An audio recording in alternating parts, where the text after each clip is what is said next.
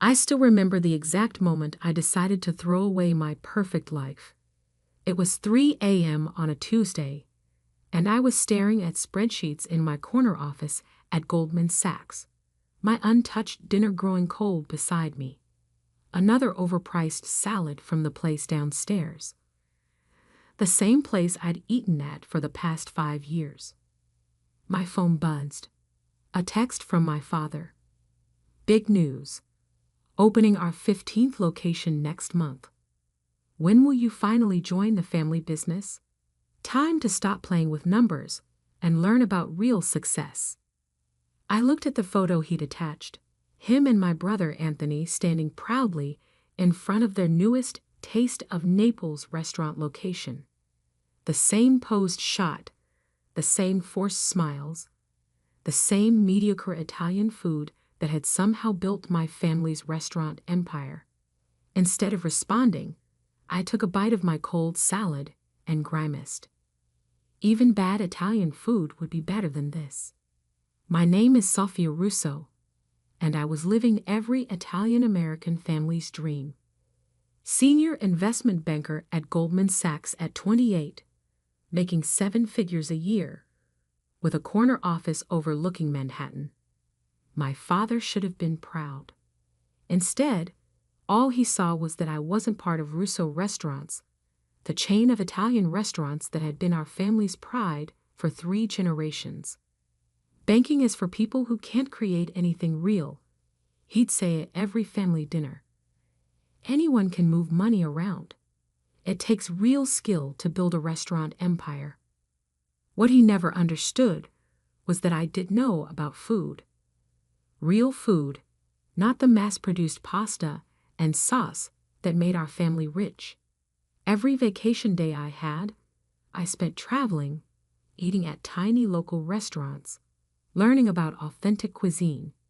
My apartment was filled with cookbooks, not finance textbooks, and every night I dreamed about cooking, not banking. But you don't walk away from Goldman Sachs, and you definitely don't walk away from it to start a food truck. At least, that's what everyone told me. That night, something inside me snapped. Maybe it was the cold salad, maybe it was my father's text, or maybe it was just time. I opened my laptop and started writing my resignation letter.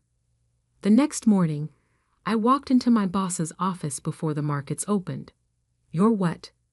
Jake stared at me like I'd grown a second head. "Sophia, you're on track for partner. 2 more years tops." I placed my resignation letter on his desk. "I'm opening a food truck." He started laughing, then stopped when he saw my face. "You're serious? You want to leave Goldman Sachs to sell hot dogs?" Not hot dogs, real Italian food. The kind my grandmother used to make before my father turned our family recipes into frozen pasta sauce. Jake leaned back in his chair, running a hand through his graying hair. "Look, if this is about money, it's not about money." I cut him off. "It's about creating something real." As I walked out of his office, my phone started buzzing. News travels fast on Wall Street, and by the time I reached my apartment, my father was already calling. "Have you lost your mind?" His voice boomed through the speaker. "I just got a call from Arthur Goldman himself. A food truck? You're throwing your life away." I let him rant, walking into my kitchen where my grandmother's handwritten recipe book sat on the counter. I'd spent years collecting her recipes, testing them in secret, perfecting them while my family thought I was working late at the office. "Are you even listening to me?" my father demanded. "Yes, Papa, I hear you. But for once, I need you to hear me." I opened the recipe book to her signature dish, pasta alla nonna, made with a sauce that took 3 days to prepare. I'm not throwing my life away. I'm choosing my own path. By becoming a street vendor? Your brother runs 5 restaurants by himself. We have 15 locations. We're opening 3 more this year. That's success. No, That's mass production. When was the last time you actually cooked anything, Papa? When was the last time you made Nana's recipes the way she taught us? Silence. Then, times change. You can't make money cooking one pot of sauce at a time. Watch me. I hung up and opened my laptop. 5 years at Goldman had taught me more than just finance. I knew how to plan, how to analyze markets, how to build something from nothing. I'd helped launch million-dollar companies with less planning than I was putting into my food truck. First step, I emptied my savings account. $200,000, enough to buy a top-of-the-line food truck and have operating capital for a year. Next, I pulled up the business plan I'd been working on in secret for months. Nana's Kitchen. Authentic Italian street food, made fresh daily, using recipes that hadn't been changed for mass production. My phone kept ringing.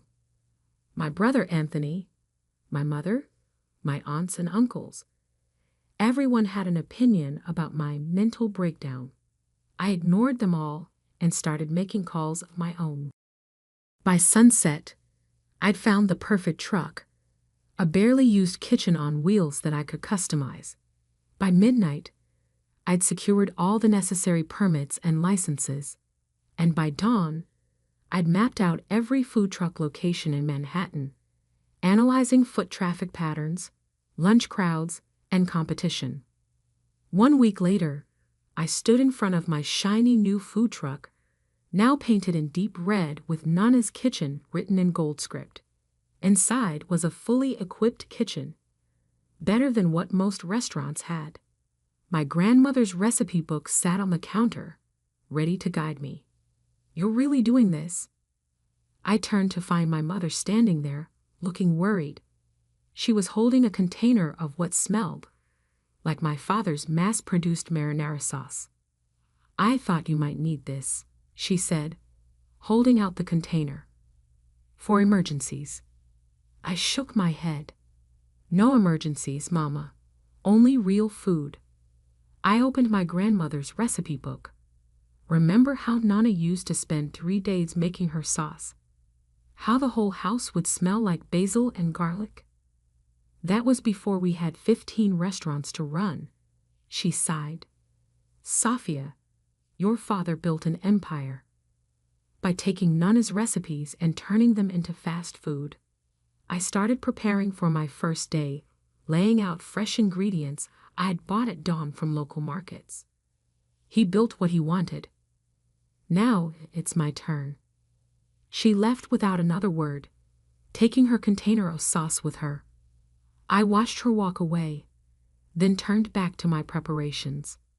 My first customers would be arriving in 2 hours. I'd love to say my first day was a tremendous success, that people lined up around the block for my authentic Italian food. The reality?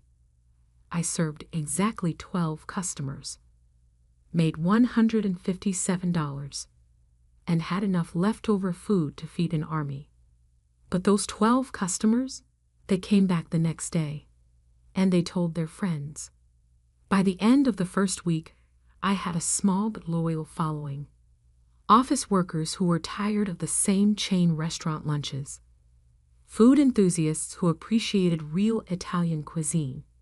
People who could taste the difference between sauce that took 3 days to make and sauce that came from a factory. My father kept tabs on me through others, never visiting himself, but always asking about my little experiment. My brother Anthony drove by once, smirking when he saw me working alone in my truck. "Have fun playing chef," he called out. "When you're ready to admit this was a mistake, your office at Russo Restaurants is waiting." I ignored them all and focused on my food. Every morning, I woke up at 4 a.m. to start preparing. Every ingredient was fresh, every dish made to order. My customers didn't just get food. They got stories about the recipes, about my grandmother, about real Italian cooking. 3 months in, something unexpected happened. A food blogger discovered me. Her review went viral. Forget everything you know about Italian food trucks. Forget everything you know about Italian restaurants. Nana's Kitchen is serving the most authentic Italian food in New York, and they're doing it from a truck. The next day, the line stretched around the block. I sold out by 1 p.m. Then came the write-up in the New York Times food section. Then Eater. Then Bon Appetit. Suddenly, my little experiment wasn't so little anymore. I needed help. I hired 2 assistants, then 4. I added a second truck, then a third, each one serving the same authentic recipes, made fresh every day. 1 year after leaving Goldman Sachs, I had a fleet of 5 trucks and a central kitchen where we prepared our sauces and fresh pasta. My revenue was approaching $2 million annually, small compared to Russo restaurants, but every dollar earned without compromising quality. I was working harder than I ever had at Goldman, putting in 16-hour days, but for the first time in my life, I was creating something real, something that would have made my grandmother proud. Then came the day that changed everything. I was working in one of my trucks when I overheard 2 customers talking about Russo restaurants, about how the quality had gone down, about how the newest locations were struggling, about rumors of financial troubles. That night, I did what any good investment banker would do. I started digging. What I found confirmed the rumors. Russo Restaurants was expanding too fast, taking on too much debt. Their mass-produced approach was failing as customers demanded better quality. Their once mighty empire was crumbling. My father didn't know it yet, but his dream of 15 locations was about to become a nightmare. And I had a decision to make. I could watch my family's legacy crumble, or I could save it, on my terms. What I did next would change not just my family's restaurant empire, but the entire way we thought about food, family, and success. But first, I had a sauce to prepare. After all, the best revenge, like the best sauce, takes time to develop. And I had all the time in the world. The numbers didn't lie. Russo Restaurants was in serious trouble. Sitting in my small office above our central kitchen, surrounded by the aroma of slowly simmering sauce, I reviewed the financial reports I'd gathered. The empire my father had built was drowning in debt, bleeding customers, and running out of time. 5 new locations opened in the past year, each one performing worse than the last. Food costs skyrocketing because of their bulk buying contracts, customer satisfaction scores plummeting, and worst of all, a $50 million loan coming due in 6 months that they couldn't possibly pay. My phone buzzed. A text from Anthony. "Hey sis, how's the food truck life? Still playing chef?" I looked at the expansion plans spread across my desk, not just plans for more trucks, but for something bigger. Something that would change everything.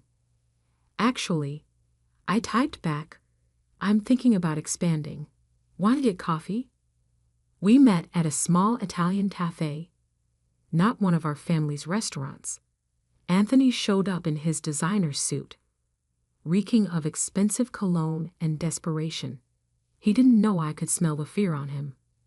So, he smirked, stirring his cappuccino, finally ready to admit this food truck thing was a phase.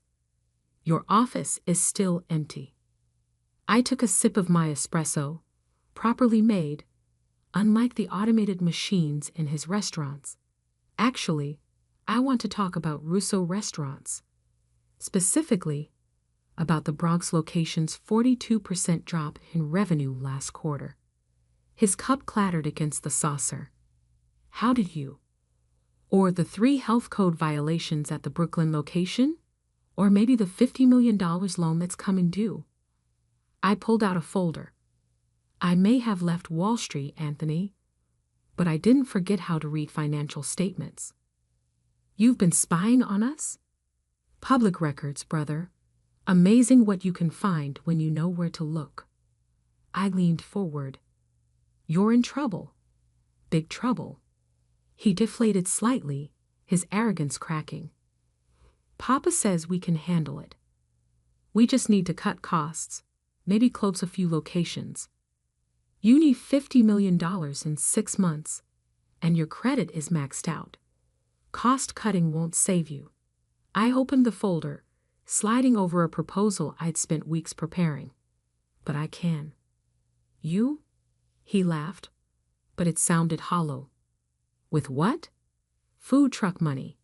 With Nana's legacy fund. His laughter stopped. Never heard of it. You wouldn't have. I created it 3 months ago, using my Goldman Sachs connections. It's a private investment firm specializing in restaurant turnarounds. I watched his face as understanding slowly dawned. We have $2 billion in capital, and we're very interested in authentic Italian restaurants. Anthony's hands trembled slightly as he picked up the proposal. $2 billion. That's impossible. You've been running food trucks. I've been running food trucks, making connections, and building a reputation for quality food. Meanwhile, I've also been raising capital, analyzing failing restaurants, and preparing for this moment. I pulled out another document. This is a preliminary offer. We'll assume the debt, inject fresh capital, and restructure operations. Papa will never agree. He'd rather go bankrupt than give up control. Then you go bankrupt, and we'll buy the assets at auction. I stood up, leaving the documents on the table. You have 48 hours to discuss this with him. After that, we start buying up your debt on the secondary market. And trust me, Goldman Sachs remembers me very well. I left him sitting there, staring at the numbers that spelled the end of his world or the beginning of a new one. That evening, my mother showed up at my central kitchen. I was in the middle of teaching new staff how to properly make Nana's sauce, just as she had taught me years ago. Your brother told us, she said quietly, watching me stir the sauce, about your investment firm, about the offer. I added a pinch of fresh basil to the pot. And your father is upset. Of course he is. His daughter who threw her life away now has the power to save or destroy his legacy. I handed her a spoon. Taste. She dipped the spoon in the sauce, and for a moment, I saw tears in her eyes. It tastes just like Mama used to make. That's because I make it exactly the way she taught us. Before Papa decided it was too expensive, too time-consuming to do it right, I turned down the heat, letting the sauce simmer. Every truck, every batch, every single day. We do it right. He's not a bad man, Sofia. He just wanted to build something big. I know, Mama, but he built it by sacrificing what made our food special. I wiped my hands on my apron. Now I'm offering to help him fix it, but it has to be my way. She nodded slowly. He wants to meet. Tomorrow night at the original restaurant. The original Russo restaurant, where it all began 40 years ago. Now a tired location in Little Italy, its once bright sign faded, its tables half empty most nights. I hadn't been there since leaving Goldman Sachs. Walking in the next evening felt like stepping back in time. The same red checkered tablecloths, the same pictures of Italy on the walls, the same menu that hadn't changed in decades. But now I could see what customers saw. A relic, not a destination. My father sat in his usual corner booth, an empty plate of pasta in front of him. He didn't stand when I approached. Investment firms. He spat the words like they tasted bad. Billions of dollars. This is how you respect our family's heritage.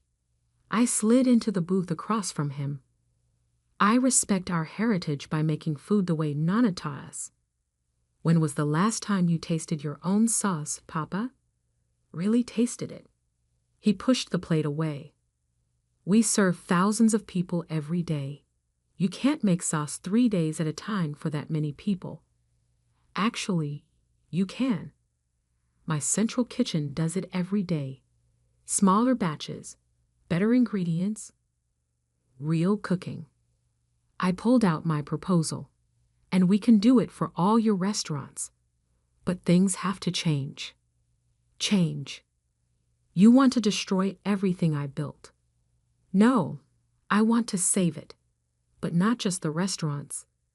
I want to save what made us special. I opened my grandmother's recipe book, which I'd brought with me. Remember this? Remember how people used to line up around the block just to taste Nana's cooking? His eyes softened slightly at the sight of his mother's handwriting. That was different. Times were simpler. People still want real food, Papa. They're tired of mass-produced meals and artificial flavors. Look at my trucks. Lines every day, selling out by lunch. And we charge more than your restaurants because people will pay for quality. He was quiet for a long moment, staring at the recipe book. The loan, he finally said, comes due in 6 months. You've tried every bank in the city. No one will refinance. I laid out the numbers. You're losing money on every new location. Food costs are up 60% because your suppliers know you can't negotiate. And your best customers are finding better options. Like food trucks, he asked bitterly. Like anywhere that still cares about quality. I pushed the proposal closer. I can save Russo restaurants. Keep the name, keep the legacy, but return to what made us great. Real Italian food, cooked with care. And I suppose you'll want to run everything. Yes. No point sugarcoating it. My firm will have controlling interest. You'll retain a significant stake, but operational decisions will be mine. He stood up abruptly, his face flushed. Never. I'll find another way. There is no other way, Papa. You have 6 months until the loan comes due. 5 months until suppliers start demanding cash on delivery. 4 months until you have to start closing locations. I stood too, matching his stance. I'm not asking for your permission. I'm offering you a choice. A choice? He laughed harshly. Between selling my life's work to my ungrateful daughter or going bankrupt. No. A choice between admitting you need help or watching everything you built get sold off piece by piece. I gathered my things. You have until Monday to decide. After that, we start buying your debt. I walked out of the restaurant, leaving him standing there among the empty tables and faded memories. Outside, one of my food trucks was parked nearby, the evening shift, serving dinner to a long line of customers. The next few days were silent. No calls from my father. No texts from Anthony. But I knew they were running the numbers. Realizing what I already knew, they had no choice. On Monday morning, my phone rang. The board wants to meet, Anthony said, his voice tight, to discuss your proposal.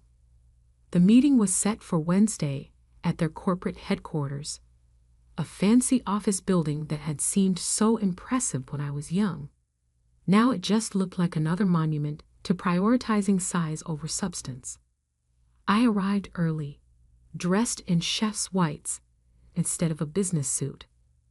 Let them see who I really was, not who they wanted me to be. The boardroom was full. My father, Anthony, the other executives who had helped build and nearly destroy our family's legacy. They all watched as I set up my presentation. But first, I had servers bring in lunch, dishes from my food trucks, made fresh that morning. Before we discussed numbers, I said, I want you to taste something. The sauce was made exactly how Nana taught us.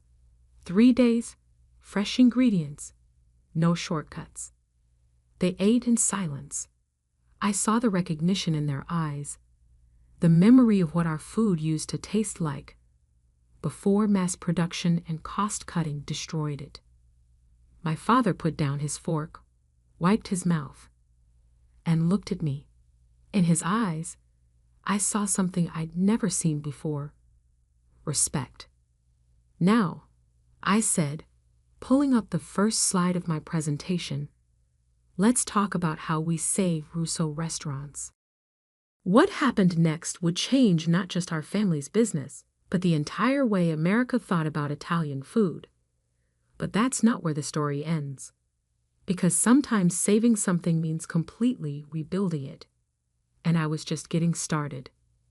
The transformation of Russo restaurants began at 4 a.m. on a Monday morning, 3 weeks after the board meeting. I stood in the kitchen of our original location, surrounded by my best food truck chefs and a very skeptical kitchen staff. "Today," I announced, holding up my grandmother's recipe book, "we learned to cook again." The executive chef, who'd been running this kitchen for 20 years, crossed his arms. "We know how to cook." "No," I corrected him gently. "You know how to heat up pre-made sauce and boil factory pasta. Today you learn to make real Italian food." Over the next 12 hours, we made sauce the way Nana had taught me. Fresh tomatoes, not canned. Herbs picked that morning. Slow cooked, stirred by hand, tasted every hour. The kitchen staff watched, skeptical at first, then increasingly interested as the aroma filled the air. By dinner service, we had 1 batch of real sauce ready. I made an announcement to the dining room. "Tonight, we're offering a special, pasta alla nonna, made from my grandmother's original recipe. Same price as our regular pasta, but limited quantity." We sold out in 2 hours. The next day, the line stretched around the block.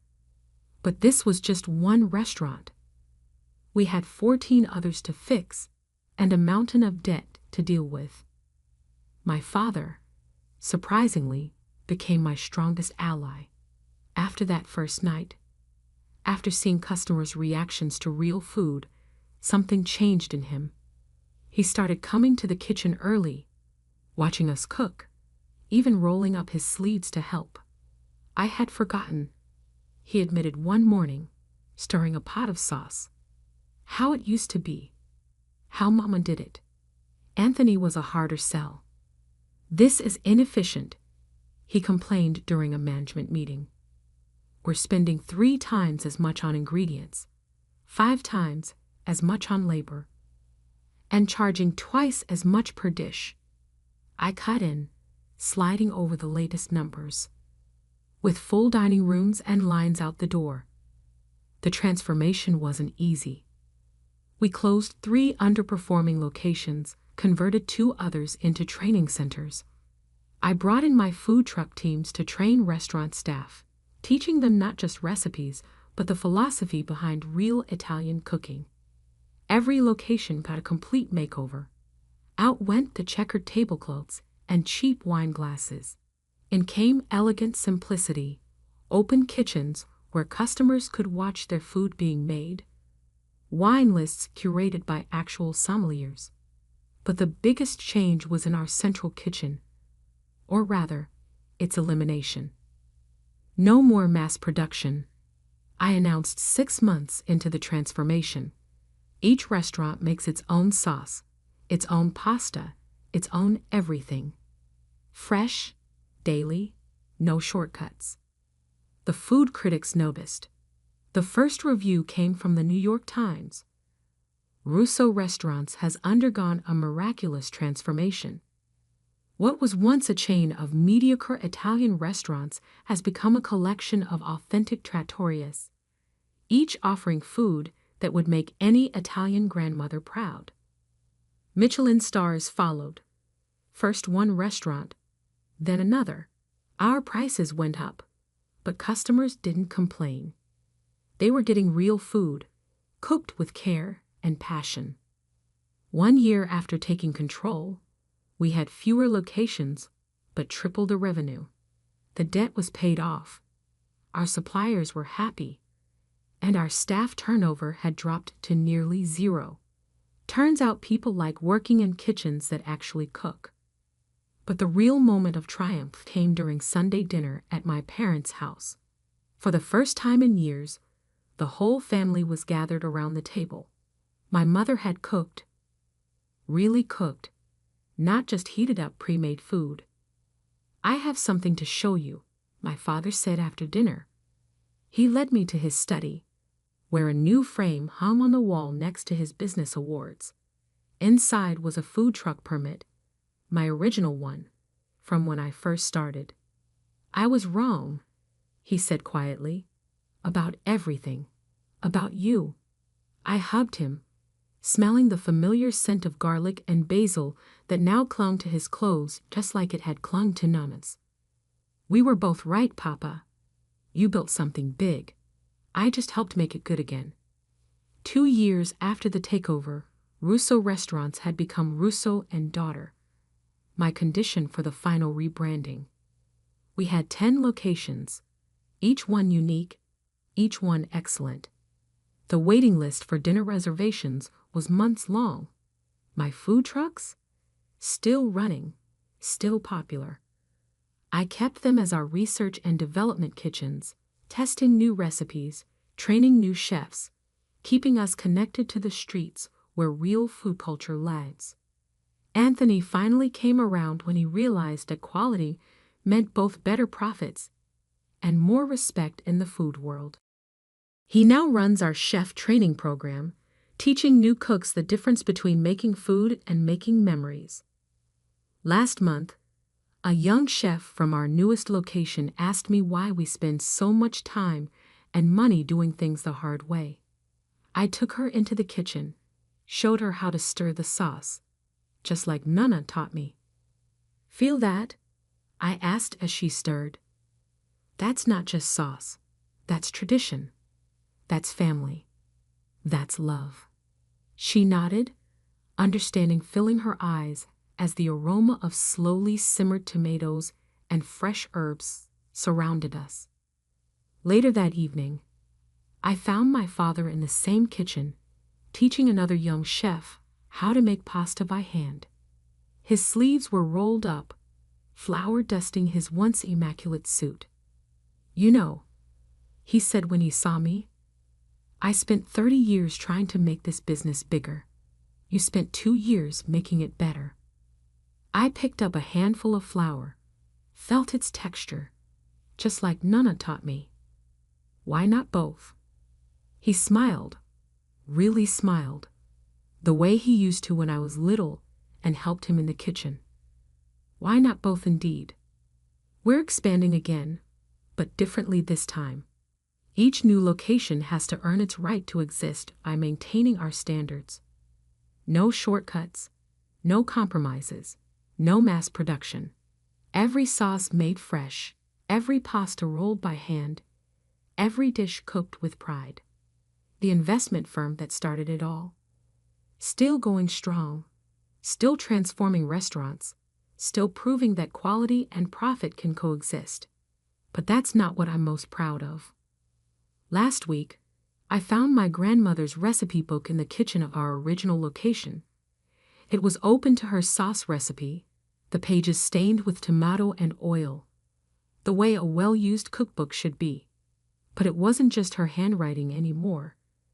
There were notes in the margins from our chefs, little tweaks and observations, the recipe evolving while staying true to its roots. That's when I knew we'd succeeded, not because of the awards or the profits or the waiting lists, but because we'd created something my grandmother would have been proud of. My father joined me in the kitchen that evening, putting on an apron like he does every day now. "Ready to make the sauce?" he asked. I smiled, reaching for the tomatoes. "Always, Papa, always." The food trucks still park outside our restaurants sometimes, a reminder of where this revolution started. And every morning, when I smell the sauce starting to simmer, I think about that scared girl who left Wall Street with a dream of doing food right. Turns out you can go home again. You just have to be willing to cook up some changes along the way. Last night, a food critic asked me if I ever regret leaving Wall Street. I led her into our kitchen, showed her the sauce bubbling in huge pots, the pasta being rolled by hand, the chefs working with pride and passion. Banking taught me about numbers, I told her. But this taught me about value. And those are very different things. She took another bite of her pasta, closed her eyes in bliss, and nodded. She understood. Because in the end, success isn't just about how much money you make. It's about staying true to what matters. In my case, good food and family legacy. Sometimes those things seem to conflict, but with enough determination, and maybe a food truck or two, you can find a way to make them work together. Now, if you'll excuse me, I have some sauce to stir. After all, the best traditions are the ones you practice every day. And somewhere, I know, Nana is smiling.